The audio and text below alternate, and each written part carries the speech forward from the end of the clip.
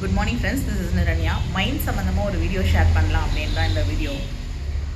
Gene Dominic அப்படின்றவர் ஒரு book எழுதியிருக்காரு, ஓகேங்களா. ஸோ இவர் யாருன்னு பார்த்தீங்கன்னா 1997 ஒரு ஹார்ட் அட்டாக்கால் தன்னுடைய என்டையர் பாடியில் இருக்கிற ஒவ்வொரு உறுப்புமே செயலிழந்து போயிட்டு வெறும் மூளை மட்டும் செயல்பட்டு இருந்த நிலையில் அவரோட லெஃப்ட் கண்ணு மட்டும்தான் அவரால் பிளிங்க் பண்ண முடியும், பெட்ரிடனாக இருந்தப்போ.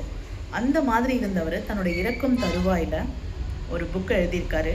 அந்த புக்கை எப்படி எழுதினாருன்னா, வெறும் கண்களை மட்டுமே இமைக்கிற ஒரு மௌன அகராதி அப்படின்ற லாங்குவேஜை கற்றுக்கிட்டு அது மூலமாக 2 லட்சம் தடவை அந்த கண்களை இமைச்சி அந்த சயின்ஸை படித்து தெரிஞ்சுக்கிற ஒருத்தவங்களை பக்கத்தில் வச்சுக்கிட்டு அவங்க மூலமாக அந்த புக்கை எழுதியிருக்காரு. அந்த புக் பேர் தான் the Diving Bell and the Butterfly அப்படின்னு. ஸோ இது 2007 படமாக எடுக்கப்பட்டு இந்த புக் பெருசாக பப்ளிஷ் ஆச்சு. ப்ளஸ் பெரிய லெவலில் இந்த படமும் ஹிட் ஆச்சு. இந்த புக் பப்ளிஷ் ஆன 2 நாளில் அவர் நிமோனியாவால் இறந்து போயிடுறாரு. இந்த ஒரு ஸ்டோரியிலேருந்து நான் சொல்ல விரும்புகிற விஷயம் என்னென்னா, ஒரு ஸ்பிரிட் இருக்கணுங்க லைஃப்பில்.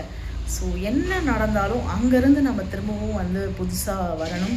அந்த பெட்டில் இருக்கும்போது அவருக்கு ஏற்பட்ட அந்த புக் எழுதணும் அப்படின்ற ஒரு தாகம் நமக்குலாம் அதை விடவா ஒரு கஷ்டம் இருந்துட போகுது. So we have to try until our death.